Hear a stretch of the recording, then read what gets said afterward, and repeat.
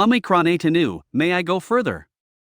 This is the only word left of a Sappho poem, and constitutes fragment number 182. The word Ηοιμι, 5 letters 4 vowels plus 1 final consonant, 3 iota plus iota plus eta, is one of two possible forms. The other is iota, in the optative of the verb mu iota, that is, you go forward, go away, but also coming towards something or someone. In its wishful nuance, to iota kappa to iota kappa, given the recurrences of other optatives of the poet Sappho, it is the most hopeful term that can exist in the world. It is a very short word, Ηοιμι, which contains a profound and immensely effective meaning. Today's Greek pronunciation would be iìin, a prolonged and hopeful I. In summary, we can affirm that this sublime word expresses a strong desire not even so veiled for escape as to vent a strong inner discomfort traceable and inferable in other verses of the poet.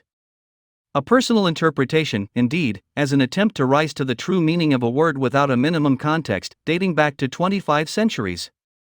And in the end, something about Sappho really went beyond, some of the words went beyond the time of his life.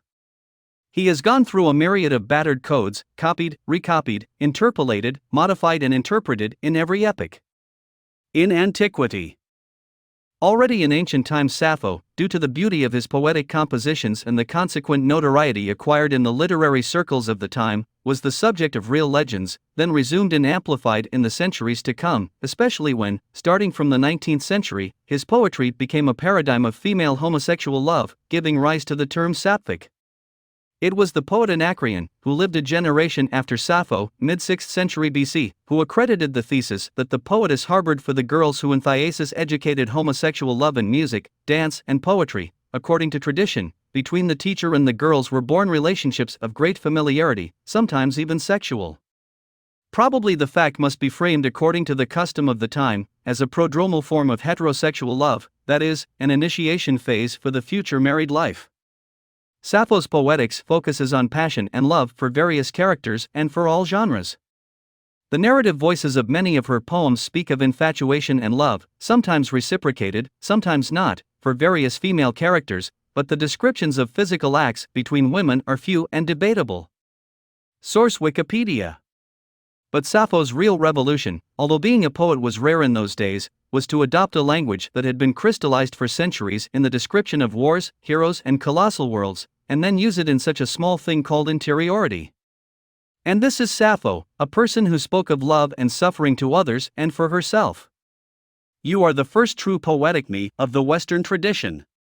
Although we know very little about the poet, in reality it is more that which has not been handed down than what we possess, a myriad of gaps around the words. Despite this, she remains beyond the void, in one of the most fragmented and important voices in history. Here is a short lyric fragment of the poet Sappho, who expresses a refined and melancholy nocturnal reflection that well underlines her intimate being. Set is the moon. GRC, delta delta upsilon kappa epsilon mu nu sigma epsilon lambda nu nu alpha. Kappa alpha pi lambda ido alpha delta epsilon mu sigma alpha iota delta.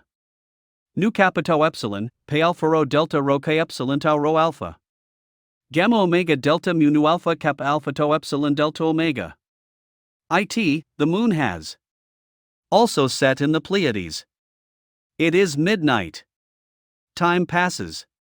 But I sleep alone.